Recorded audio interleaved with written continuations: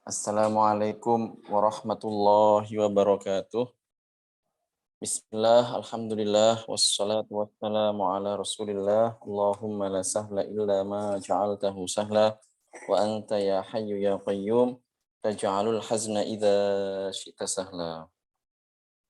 Allahumma arzuqnal ikhlasa fil qawli wal amali wal niyyah. Uzakirukum wa uzakur nafsi bi ikhlasin niyyati lillahi tabaraka wa ta'ala. Seperti biasa, marilah kita dengan niat dalam hati kita mencari ridha Allah Subhanahu wa taala dengan mendengarkan kajian ilmu agama. Dan kita akan lanjutkan kajian yang sudah kita mulai pada minggu sebelumnya tentang permasalahan talak.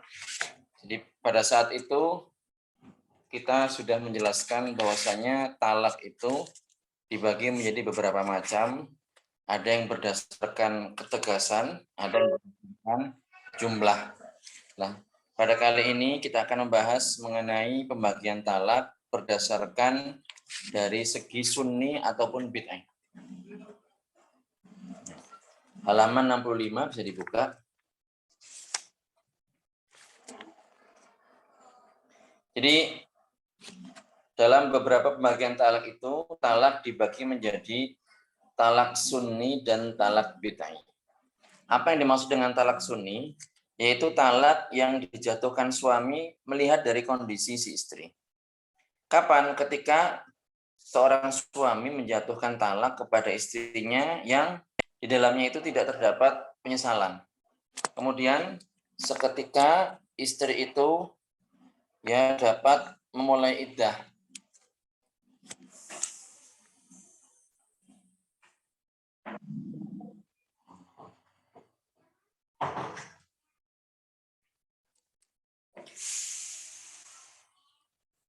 Halo. Jadi seketika istri itu dapat memulai iddah dan setelah pernah berhubungan badan. Jadi nanti gini, kalau seandainya syarat-syarat ini terpenuhi, maka dinamakan dengan talak sunni. Dinamakan talak sunni ya karena tidak berdosa di situ. Tapi kalau nggak terpenuhi, berarti dinamakan dengan talak bid'i, maka di sini si suami berdosa. Ya. Jadi yang pertama talak sunni, saya ulang ya, talak yang dijatuhkan suami pada istrinya, yang mana dalam proses talak tersebut si suami ini tidak mengalami yang namanya penyesalan, tidak terdapat penyesalan. Dan seketika istri ini dapat memulai iddah. Kemudian talak ini juga dilakukan setelah suami ini pernah berhubungan badan dengan istrinya. Dan istrinya ini hitungannya adalah dengan beberapa kali suci. Nah, dan istri ini dalam keadaan suci, atau istri dalam keadaan suci yang belum berhubungan badan pada masa suci ini atau pada masa haid sebelumnya. Jadi kalau semua syarat ini terpenuhi, maka ini dinamakan dengan talak sunni. Talak sunni. Dan apabila tidak terpenuhi, maka nanti ada yang masuk ke talak bid'ah, ada yang masuk ke dalam talak la wala. Kita lanjut aja dulu, nanti insya Allah kalau sudah kita sebutkan semuanya akan lebih memahamkan. Jadi apa itu talak bid'ah? Itu talak yang dijatuhkan suami setelah pernah berhubungan badan. Jadi kalau seandainya dalam masa suci suami ini berhubungan badan, kemudian kok dijatuhkan talak, maka itu namanya talak bid'ah. Atau istrinya dalam keadaan haid dan nifas. Jadi misal suaminya ini, istrinya ini dalam keadaan haid nifas, kemudian si suami menjatuhkan talak. Ini namanya talak bid'ah. Atau pada masa suci dan pernah berhubungan badan pada masa suci ini dan tidak tampak tanda kehamilan. Itu juga dinamakan dengan talak bid'ah. Jadi ada beberapa kondisi. Saya ulang lagi. Jadi suami menjatuhkan setelah suami ini pernah berhubungan badan dengan istri. Dan istrinya dalam keadaan haid atau nifas. Jadi misal gini, ada suami istri nikah. Kemudian mereka ini berhubungan badan, ya malam pertama atau honeymoon lah, katakan seperti itu. Kemudian setelah istri suci kan, setelahnya kan haid. Nah, pada masa haid kemudian si suami ini menjatuhkan talak, maka ini namanya talak bid'ah. Atau tidak demikian, tidak menjatuhkan talak pada masa nifas atau haid, tetapi pada masa suci dan pernah berhubungan badan pada masa suci ini. Seperti itu. Dan tidak tampak tanda kehamilan. Ini juga dinamakan dengan talak bid'ah. Jadi ada beberapa gambar di sini, ada beberapa kasus di sini.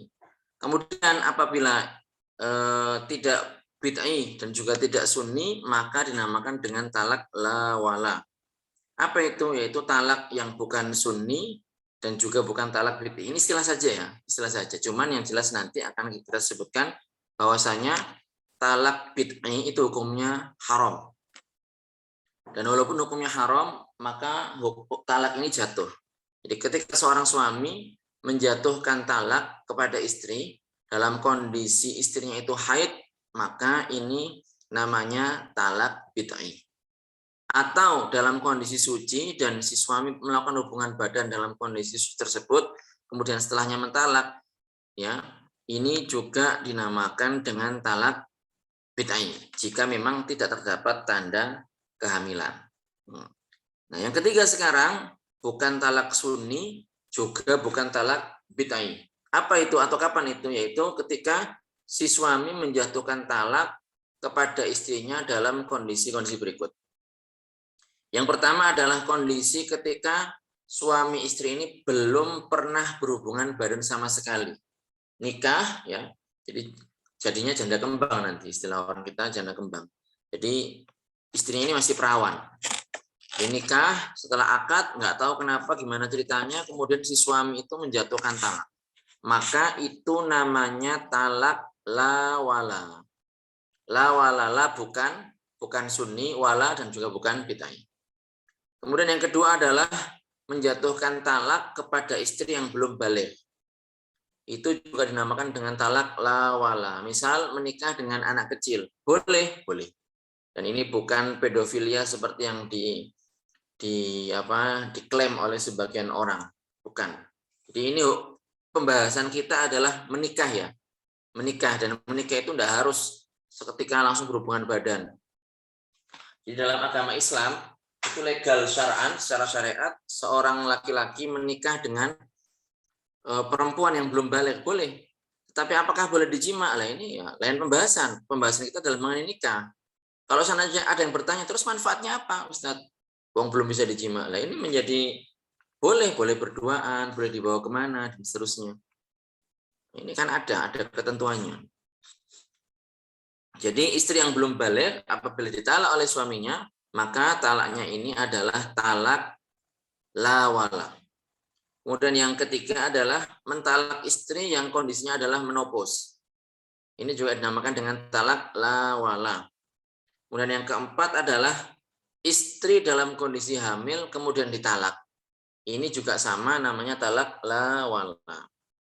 Jadi dalam 4 kondisi ini namanya talak la wala. Kalau kita perhatikan, ya kalau kita sebenarnya sudah hafal pengertian atau definisi dari talak sunni, nah maka nanti ya sudah. Selain itu berarti kalau tidak masuk ke talak bid'ah, berarti masuk ke dalam talak la wala. Faedahnya apa? Di sini seorang laki-laki yang menjatuhkan talak dan talaknya itu masuk kategori talak bid'ah, maka dia berdosa. Dia berdosa, dan talaknya demikian pun tetap jatuh. Jadi ini pengertian dari talak, ya, pembagiannya berdasarkan bid'ah atau sunni. Kemudian yang berikutnya adalah talak dari pembagian talak dari segi boleh tidaknya suami rujuk kepada istrinya. Gini, dalam pembahasan syariat ini perlu kita pahami, ada istilahnya roja'ah, yaitu diterjemahkan rujuk. Roja'ah diterjemahkan rujuk. Cuman begini, kata rujuk ini dalam bahasa kita mengalami perluasan makna. Kalau dalam syariat rujuk itu, roja'ah itu adalah suami kembali kepada istrinya tanpa harus memperbarui akad. Itu namanya roja'ah. Nah, kalau dalam bahasa kita rujuk ini ya pokoknya suami kembali kepada istri dengan akad ataupun tanpa memperbarui akad. Itu namanya roja'ah, rujuk. Seperti itu. Nah, ini melihat hal ini, talak ini terbagi menjadi 2. Ada namanya talak roja'i dan ada namanya talak bain. Ada namanya talak roja'i, ada namanya talak bain. Yang pertama talak roja'i. Talak roji itu adalah talak yang dijatuhkan suami kepada istrinya, dan ini masih talak 1 dan talak 2 yang belum habis masa iddahnya. Jadi misal seorang suami talak istrinya talak 1. Setelahnya kan istri mengalami atau menjalankan yang namanya masa iddah. Di tengah-tengah masa iddah, suami ini namanya talak roja'i. Kenapa? Karena di tengah-tengah masa iddah ini, ketika iddahnya belum habis ini, suami bisa mengembalikan istri kepada pernikahannya secara otomatis tanpa harus memperbarui akad. Ini misal ada suami istri, ya. Kemudian ditalak, talak 1 atau talak 2. Nah, istri kan menjalani masa iddah. Di sini si suami ini punya hak untuk mengembalikan istrinya. Misal dia mengatakan roja'tuki ila nikahi. Kamu saya kembalikan dalam pernikahan saya. Maka otomatis si istri ini menjadi yang dalam proses menuju setelah selesainya iddah ini, dia otomatis jadi istrinya. Yang tadi itu hukumnya seperti hukum istri, ya belum sepenuhnya lepas ya. Jadi gini, istri itu ketika ditalak kemudian menjalani masa iddah ini dalam beberapa hal hukumnya seperti perempuan lain, adalah perempuan ajnabi bukan istrinya maksud saya. Dan dalam beberapa hal hukumnya ini seperti istri. Dia masih berhak menerima nafkah. Ya. Kemudian hal-hal lain yang terkait hukum suami istri, cuman ini tidak melakukan hubungan badan dan seterusnya lain. Jadi masih digantungkan ini, nunggu selesainya masa iddah. Nah, di tengah-tengah masa iddah ini seorang suami bisa mengembalikan istrinya ke dalam pernikahannya tanpa memperbarui akad. Ini namanya talak roja'i. Kapan itu talak 1 atau talak 2? Ketika belum habis masa iddahnya. Jadi istri boleh dikembalikan oleh si suami tanpa memperbarui akad kapan saja selama iddah si istri belum habis. Yang berikutnya adalah talak bain. Apa itu talak yang dijatuhkan suami pada istrinya yang telah habis masa iddahnya?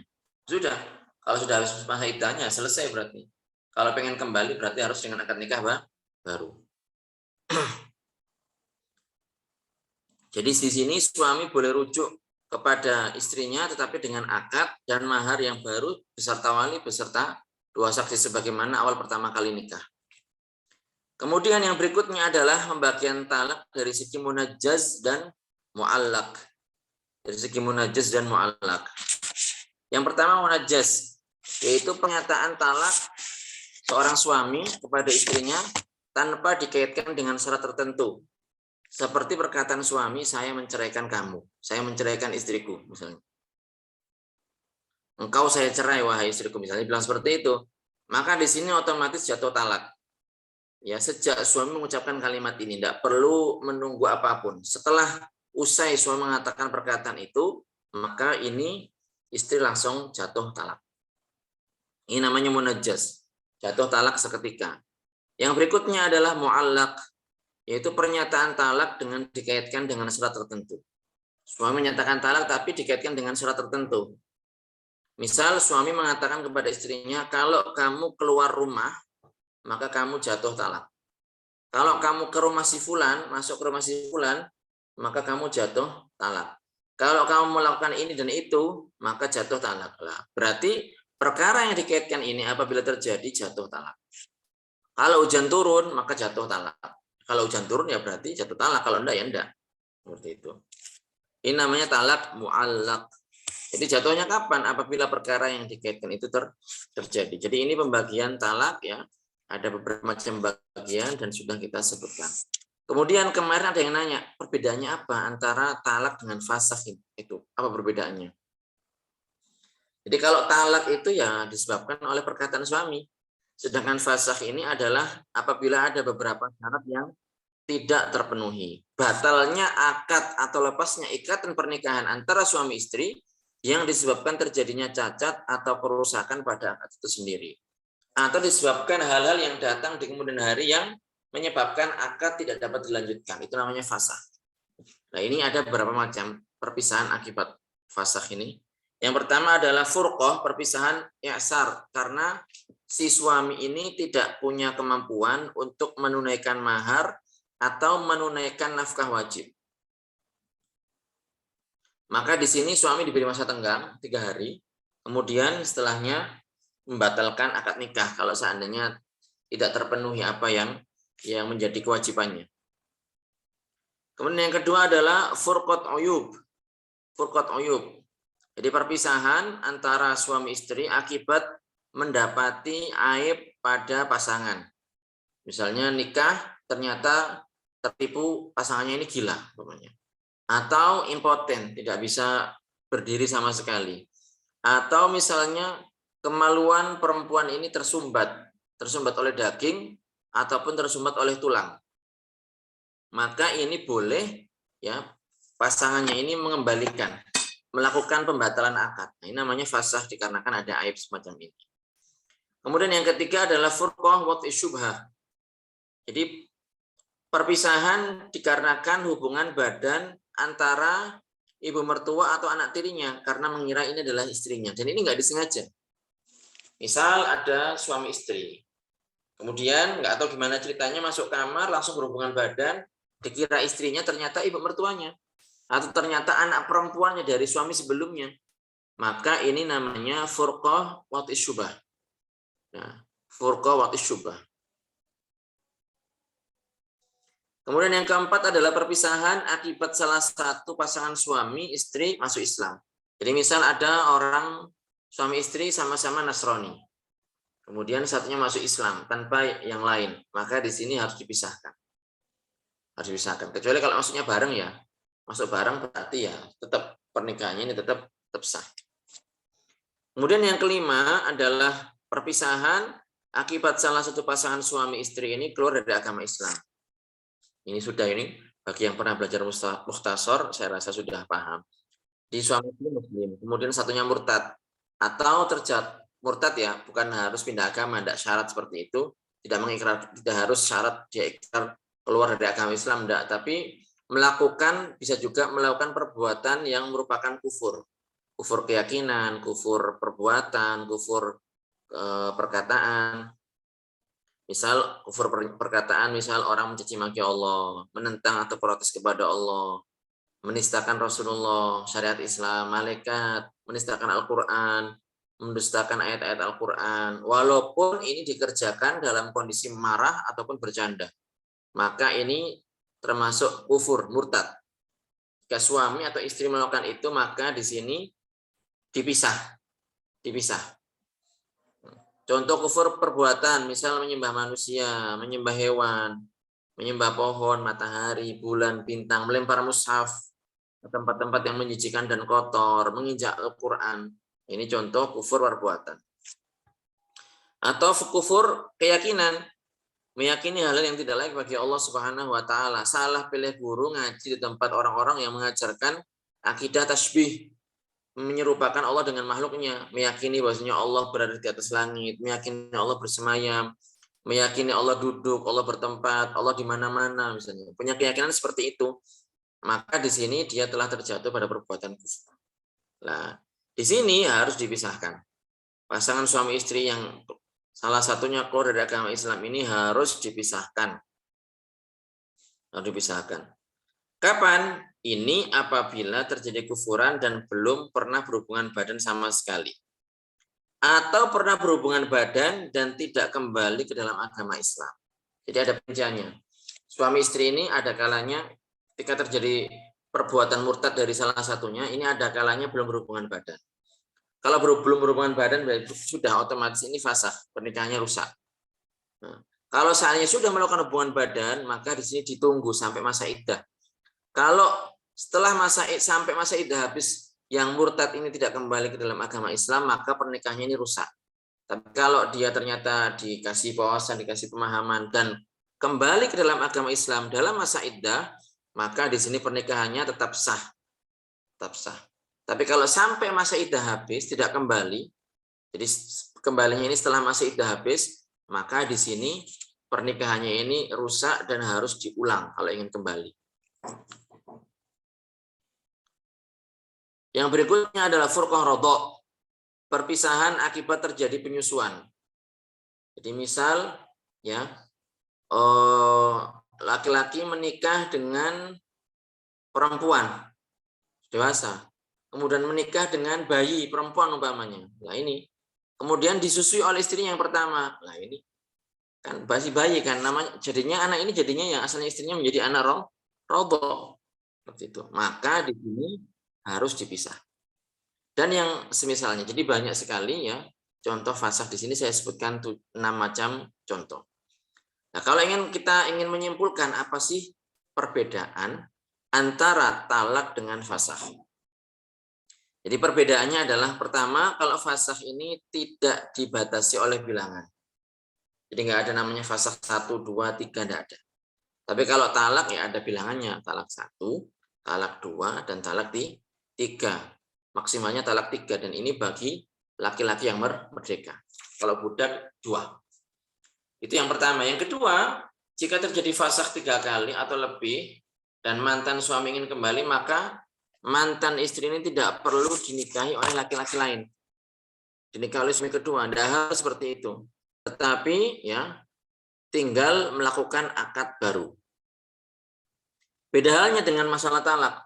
Seorang perempuan yang sudah ditalak dengan talak 3, maka dia tidak bisa kembali kepada suami yang mentalaknya dengan talak 3, kecuali harus dinikahi dulu atau menikah dulu dengan laki-laki lain ya, dengan pernikahan yang sah, kemudian melakukan hubungan badan, kemudian dicerai, kemudian menjalani masa iddah dan kembali lagi ke suami pertamanya dengan akad nikah baru.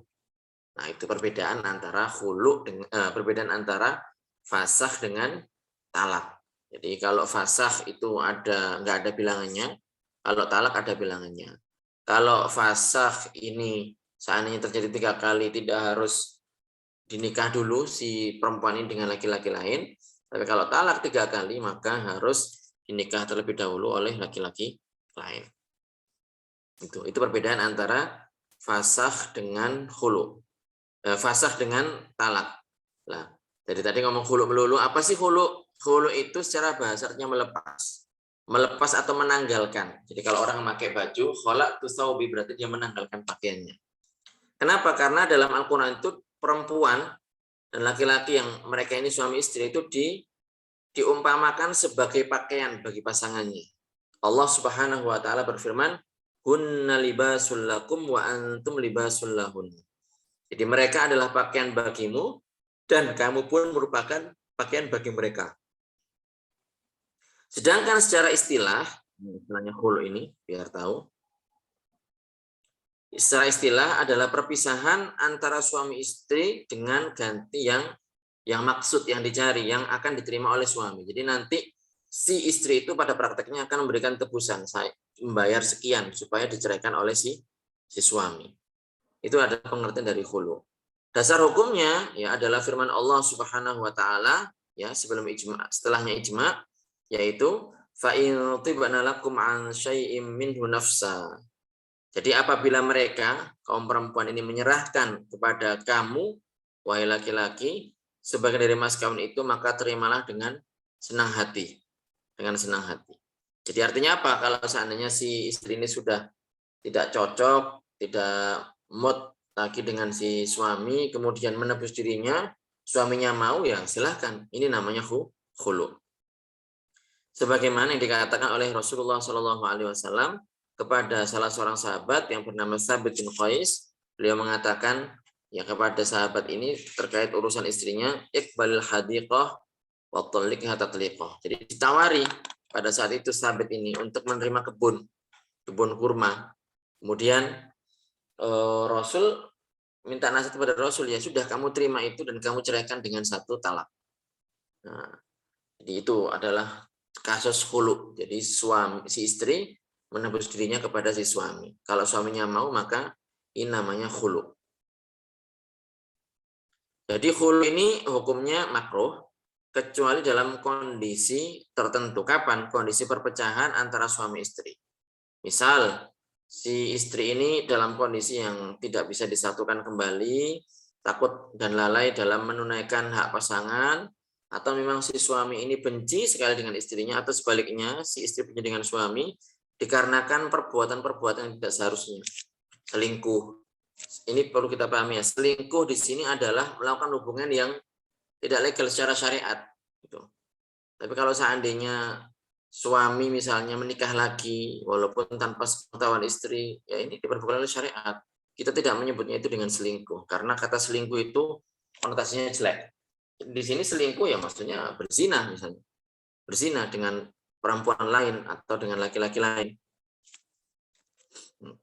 Kalau si suami punya kelonggaran seperti itu, dia bisa menikah dengan perempuan yang nomor 2 atau yang nomor 3. Tapi kalau laki-laki tidak bisa. Selama dia menjadi statusnya menjadi istri, maka dia tidak bisa menikah dengan laki-laki lain. Jadi boleh dalam kondisi seperti ini benci dengan pasangannya karena perbuatan maksiat yang dia kerjakan, karena zinanya atau karena dia tidak sholat atau semacamnya. Dan ini menjadi solusi agar terhindar dari jatuhnya talak 3 atau jatuhnya talak 2, maka di sini hukumnya tidak lagi makruh. Tapi kalau seandainya bukan seperti itu, maka hukumnya adalah makruh. Nah, rukun khulu ini ada 5, ini saya sebutkan secara ringkas. Jadi yang pertama adalah pihak yang membayar tebusan. Itu bisa istri, bisa orang lain. Yang kedua adalah istri. Jadi istri itu sendiri termasuk rukun dalam khulu. Yang ketiga adalah tebusan. Jadi setiap yang sah dijadikan mahar, uang, barang, dan seterusnya. Yang keempat adalah sighah. Jadi ijab qabul dalam permasalahan nikah. Misal seorang suami mengatakan kepada istrinya, khali'ni ala kadza minal mal. Jadi istri mengatakan kepada suaminya, khali'ni ala kadza minal mal. Ceraikan aku dengan tebusan uang sekian, misalnya.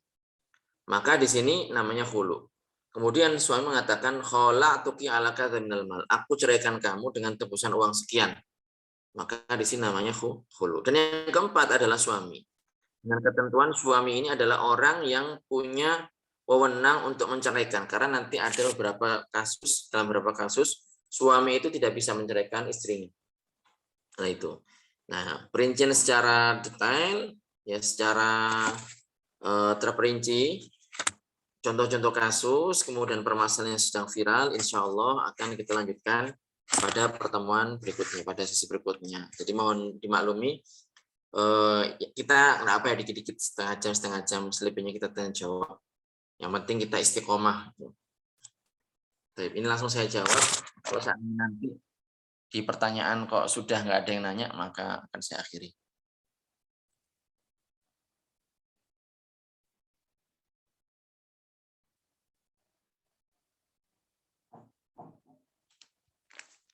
Ustadz, kalau ada perempuan ditalak sewaktu pernikahannya sudah habis masa iddahnya, gara-gara si suami dalam kondisi murtad, apakah talaknya tetap jatuh walaupun Ustadz walaupun nikahnya waktu itu sudah rusak karena sudah jadi murtad sampai melewati masa iddah? Perempuan ditalak sewaktu pernikahannya sudah habis masa iddah gara-gara si suami dalam kondisi murtad. Ini kok nggak paham saya pertanyaan ini, nggak tergambarkan ini. Ini kapan ditalaknya, kemudian suaminya murtadnya kapan? Mohon diperjelas ini Mbak Pian. Ustadz, fasakh ini yang memutuskan apakah hakim? Jadi dalam beberapa kondisi ya, yang memutuskan adalah hakim. Memutuskan adalah hakim. Ini misal furqatul i'sar itu hakim. Ustadz, boleh dijelaskan ulang tentang salah satu pasangan murtad dalam masa iddah istri tadi, Ustadz. Oke. Yang ini pertanyaan langsung ya, direct message ini. Fasakh ini yang memutuskan apakah hakim, saya jawab, dalam beberapa kondisi yang memutuskan adalah hakim. Tapi ada juga yang tidak perlu hakim. Misal ini pertanyaan berikutnya masuk ya. Jadi ketika seorang pasangan suami istri salah satunya terjatuh pada perbuatan riddah. Terjatuh dalam perbuatan riddah. Jadi saya sebutkan bahwasanya riddah ini kapan terjadinya? Ada beberapa perincian hukum. Kalau seandainya terjadi sebelum suami istri melakukan hubungan badan, maka otomatis fasakh. Ikatan pernikahannya lepas, pernikahannya rusak. Dan ini nggak harus nunggu hakim, nggak harus. Itu. Atau kasus berikutnya adalah ketika terjadi murtad ya setelah melakukan hubungan badan. Jadi suami istri menikah gitu ya, melakukan hubungan badan, mereka duanya muslim, kemudian murtad salah satunya. Maka di sini nggak otomatis fasakh, enggak. Ditunggu.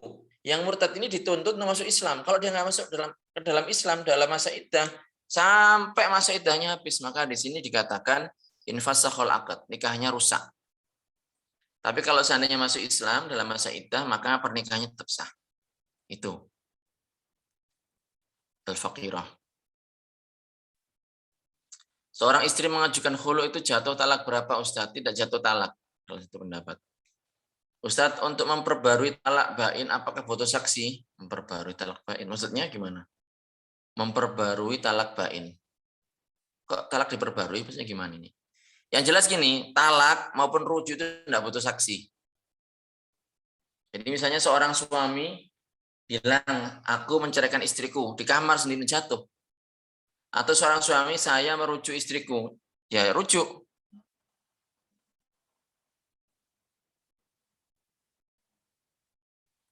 Pengertian baros juzam, ya ini penyakit-penyakit yang disebutkan oleh para ulama, yang mana apabila penyakit itu terjadi pada seorang laki-laki, maka pasangannya boleh mengembalikan, membatalkan pernikahan. Ini diterjemahkan dalam bahasa kita, tapi saya tidak tahu ini apakah sampai seperti itu, dengan lepra dan kusta. Jadi ini penyakit kulit yang menjijikkan seperti itu, yang sekiranya ketika terjadi pada pasangan, itu bisa dikembalikan kepada walinya atau orang tuanya.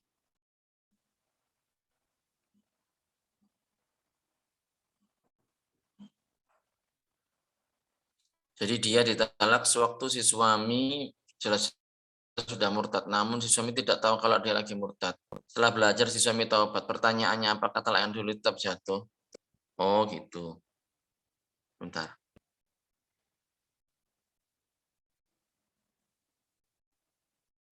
Nah ini murtadnya suami ini kapan? Apakah dia kembali ke dalam masa iddah? Dia kembali ke dalam Islam dalam masa iddah atau tidak? Kalau dia kembali dalam masa iddah, ya berarti pernikahannya tetap sah.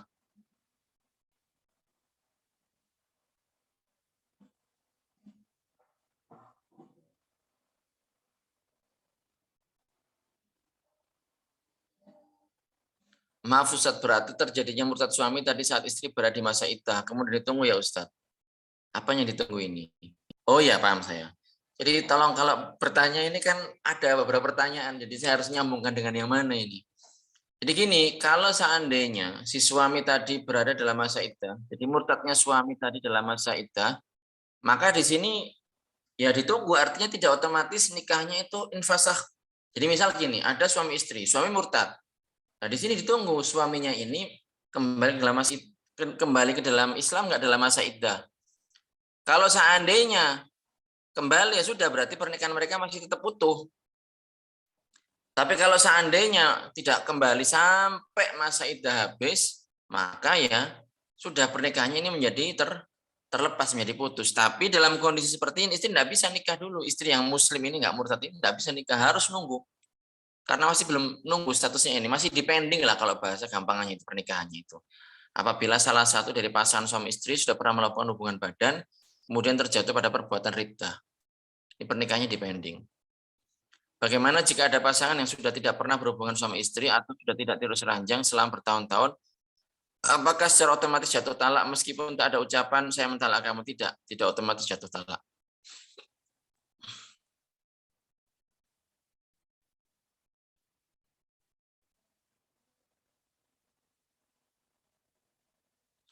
Masa iddah fasakh tadi berapa Ustadz? Ini fasakh yang mana? Tolong kalau tanya dilengkapi ini. Yang tadi yang mana ini? Kalau masa iddah tidak ada bedanya. Kalau masa iddah tidak ada bedanya. Maksudnya masa iddah fase ini gimana ini? Maksudnya gini, kalau seandainya yang dimaksud adalah tadi perempuan yang murtad tadi, sampai dikatakan fasakh, iddahnya berapa? Ya tergantung kondisi perempuannya. Perempuannya apa? Kalau seandainya dia masih haid, ya berarti 3 kali suci. Kalau seandainya dia hamil, ya berarti saya melahirkan. Kalau seorang ibu menyuruh anak laki-lakinya untuk menceraikan istrinya, haruskah laki-lakinya menceraikan, dan bagaimana hukumnya jika tidak melaksanakan keinginan orang tua? Mertua tidak suka kepada istrinya. Ya, ini dalam beberapa kondisi ini harus dipenuhi. Dalam beberapa kondisi ini harus dipenuhi. Apabila umpamanya si orang tua ini atau ibu ini atau bapak ini ya tidak suka dengan istrinya, ini dipenuhi. Jadi orang tua ini kalau dalam beberapa kasus orang tua itu ketika menyuruh anak untuk mengerjakan perkara makruh itu harus dikerjakan. Dan saya ingat contohnya adalah ini, menceraikan istri misalnya. Baik. Kurang paham saat menunggu iddah ketika suami istri jatuh dalam riddah. Jadi gini loh Mbak Al-Fakiroh. Jadi ketika salah satu dari suami istri itu murtad, itu enggak otomatis langsung pernikahannya rusak batal gitu, enggak langsung seperti itu. Tapi ditunggu yang murtad ini punya kewajiban untuk masuk Islam. Iya kan? Lah ini. Dan masuk Islamnya segera. Dan kalau dia masuk Islam dalam masa iddah, dan masa iddah yang tergantung kondisi perempuannya, maka di sini sudah pernikahan ini tetap utuh.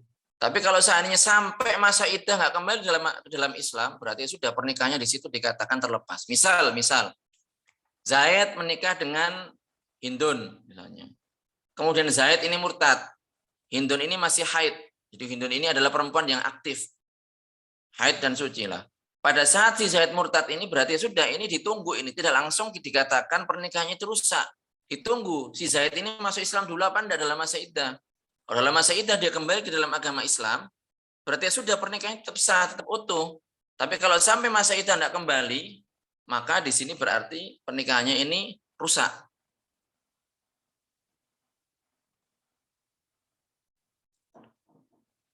Talak itu jatuh ketika dikatakan oleh si suami dalam kondisi sadar dengan apa yang ia katakan. Kalau ngigau misalnya, maka tidak jatuh. Kecuali mabuk masih saya pending, belum saya temukan jawabannya belum saya tanyakan. Ada seorang anak yang dijodohkan oleh kedua orang tuanya karena mematuhi perintah orang tua, anak tersebut menerima perjodohan tersebut.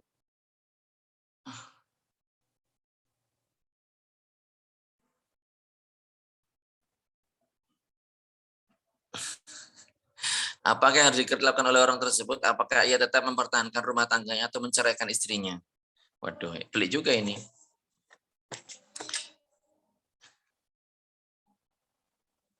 Jadi gini, pada umumnya seorang orang tua itu, baik bapak maupun ibu, itu ingin yang terbaik buat anaknya, walaupun itu versi mereka. Kitanya sendiri kan lain lagi kan.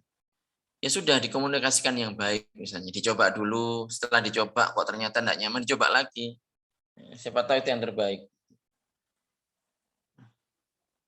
Atau menjalin komunikasi yang baik dengan orang tua, dipahamkan, sudah mencoba dan seterusnya, ternyata masih masalah hati, masalah perasaan, ini memang tidak bisa ditutupi, ya sudah ngomong baik-baik dengan orang tuanya. Setelahnya ya minta pertimbangan orang tuanya. Tetap intinya seperti itu.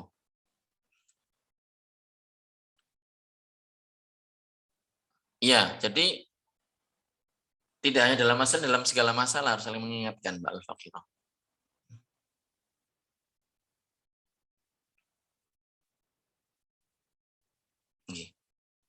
Mungkin cukup ya, mudah-mudahan bermanfaat, mudah-mudahan dipahami sebagaimana mestinya. Nanti kalau yang kurang paham bisa dimurojaah di kajian yang direkam oleh pihak admin dan di-share di YouTube. Dengan tahlil, dengan salat dan istighfar, la ilaha illallah. Allahumma sholli ala sayyidina Muhammad wa ala alihi wa sahbihi wa sallim. Rabbi ighfirli wa li walidayya wal mu'minina wal mu'minat walhamdulillahi rabbil alamin. Saya akhiri, mohon maaf apabila ada yang kurang berkenan. Assalamualaikum warahmatullahi wabarakatuh.